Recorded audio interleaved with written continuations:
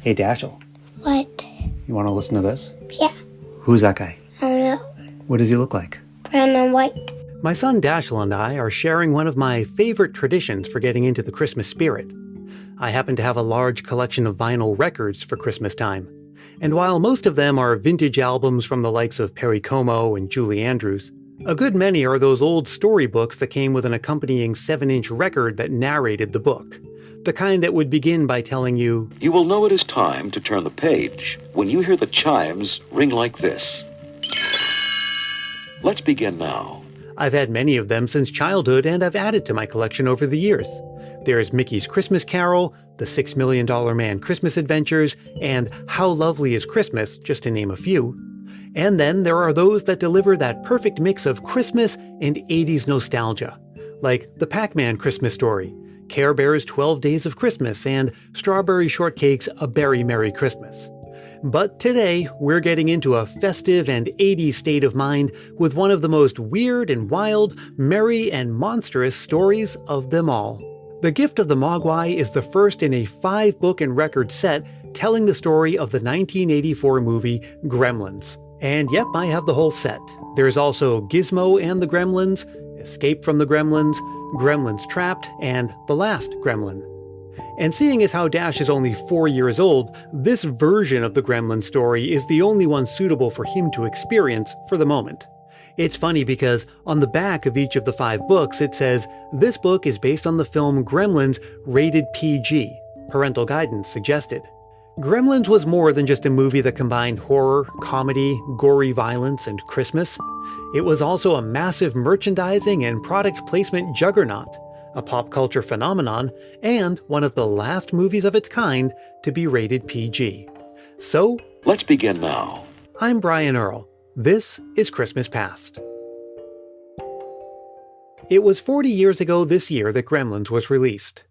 In the story, a dad named Randall visits a Chinatown antique shop to find a Christmas gift for his son Billy. There, he sees a small furry creature called a mogwai, but the owner refuses to sell it. But the shop owner's grandson secretly makes the sale, and he warns Randall of 3 unbreakable rules for caring for a mogwai. Never expose it to light, especially sunlight, as it can be fatal. Avoid getting it wet. And, most importantly, never feed it after midnight. Of course, all of those things happen and madness ensues. Exposure to water causes the mogwai to multiply, and feeding them after midnight causes them to transform into violent and mischievous gremlins.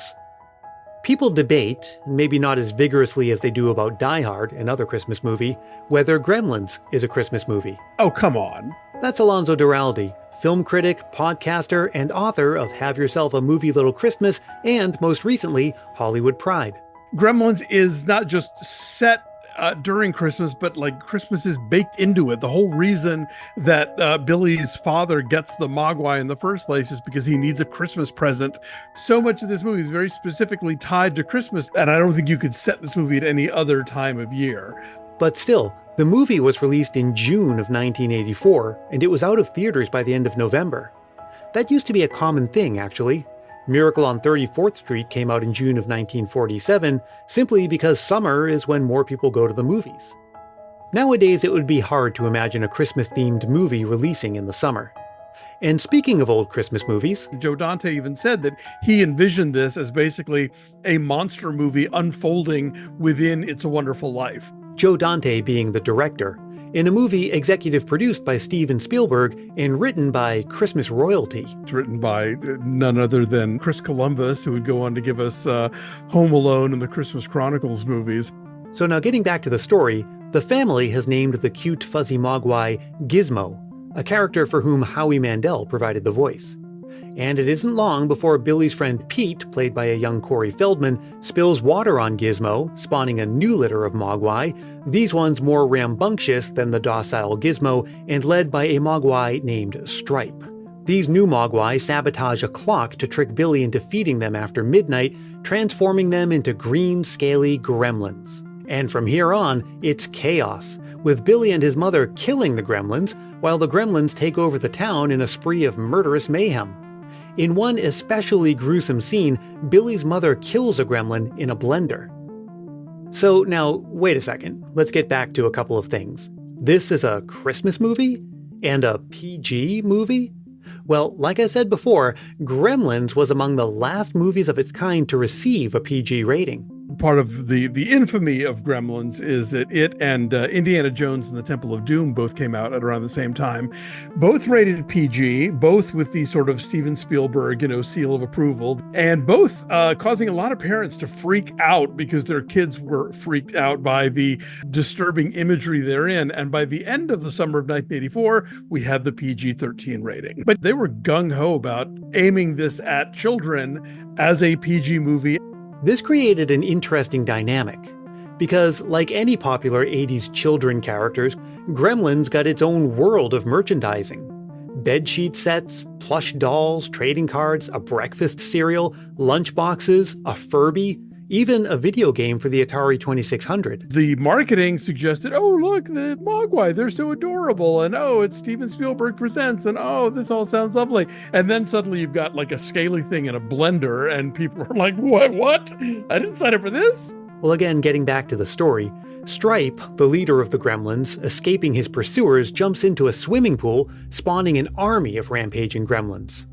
Billy rescues his girlfriend Kate, played by 80s icon Phoebe Cates, and the two soon discover the Gremlin army has taken over the local movie theater where they are watching Snow White and the Seven Dwarfs. The fact that Disney let them use Snow White and the Seven Dwarfs, I think, is a pretty big deal. They were not known for loaning their stuff out to other studios, and especially not in a context where it's being enjoyed by a bunch of psychotic, creepy crawly monsters. Billy and Kate kill most of the remaining gremlins with an explosion, but Stripe escapes. It's Gizmo who finally saves the day, exposing Stripe to direct sunlight, killing him, and ending the mayhem. It was a delirious mix of horror and comedy, the likes of which we don't see much anymore. But Gremlins fit right in back in 1984. After all, it was released on the very same day as another movie fitting the same bill, Ghostbusters. And in addition to that very 80s casting you had with Phoebe Cates and Corey Feldman, you also have Judge Reinhold.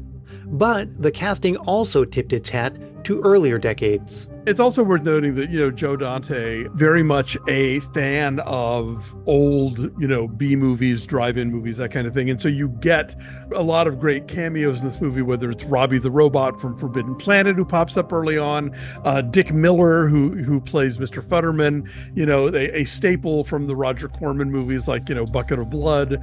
Kevin McCarthy pops up briefly from Invasion of the Body Snatchers. So, he's definitely paying a lot of homage to the creature features of the past that inspired this movie. After the success of the 1984 original, the sequel, Gremlins 2: The New Batch, arrived in 1990. I am a huge fan of Gremlins 2: The New Batch, even though it is not a Christmas movie. It is a sequel that dares to make fun of the predecessor. And Gremlins: Secret of the Mogwai is a new animated series, and also not at all Christmassy, that debuted in 2022 on the Max streaming service, with an all-star voice cast including George Takei, Sandra Oh, Bowen Yang, James Hong, and Zach Galligan, who played Billy in the 1984 original. And speaking of that 1984 original, what are we to make of it? There had never been another movie like it, nor has there been one since. Why? Pretty much your Christmas horror tends to be of the R-rated, Black Christmas, Silent Night, Deadly Night variety. Stuff that's aimed at kids is usually more safely in the comedy, maybe action-adventure genre. This is definitely a melding of the subgenres that is pretty unique. It's one of those we come this way but once, because this movie was a huge hit, but at the same time, I think so many parents were so upset about taking their kids to this movie and then discovering that it was not exactly what they had been sold, that I don't think it was going to inspire a lot of other people to make movies along those lines. Well, hey, you know what else you're not supposed to do after midnight? Catch a glimpse of Santa Claus on Christmas Eve. But that hasn't stopped generations of children whose Christmas spirit and curiosity have gotten the better of them. Just ask Sheila in Maryland. One of my Christmas memories is from when I was about 10 or 11 years old. My sister was 2 years younger than me. Well, that Christmas Eve, I told her I was going to hide underneath the train garden my dad put up every year and wait for Santa. When our parents sent us to bed, I waited about 10 minutes before I snuck out of bed. went downstairs, and crawled under the platform. My dad would always staple a decorative brick paper onto the edge of the platform garden to hide all the empty boxes he stored underneath. I thought that would be the perfect place to wait for Santa. Well, I bet I wasn't under there 5 minutes when my dad lifted the paper and found me. He didn't scold me, he just told me Santa would not come until all little girls were in bed. He was right, because sure enough, we awoke to find that Santa did indeed come to our house. I'm now 68 years young, and I still believe in the magic of Christmas. Merry Christmas, everyone. We're less than 2 weeks away from Christmas, but there's still time to share a memory in an upcoming episode. Just record yourself speaking into your phone's voice memo app and send it to christmaspastpodcast@gmail.com. Keep it reasonably short, clean, and family-friendly, and be sure to say your name and where you're from. We're right at about the halfway point of this 2024 Christmas season. I hope yours has been wonderful so far, and I'm looking forward to spending the rest of it with you. I'll see you again soon, and until then, I'll tell you that Christmas Past is produced in wonderful Willow Glen, California by yours truly, Brian Earl. Thank you so much to Alonzo Duraldi. Check the show notes to this episode for links to Have Yourself a Movie Little Christmas and Hollywood Pride. Thanks to Sheila in Maryland, and as always, thank you. You can drop me a line anytime, and I always love to hear from you. Again, I'm at christmaspastpodcast@gmail.com, or you can connect with me on Facebook, Twitter, and Instagram. And join our private Christmas Past Facebook group if you haven't yet. And hey, if you're really feeling the Christmas spirit, why not help more people discover the show? It's as simple as telling a friend about it or leaving a review on Apple Podcasts. If you do leave a review, I'll send you a Christmas Past sticker, and a handwritten Christmas card is my way of saying thanks. Reach out for details. And until we meet again, may your days be merry and bright.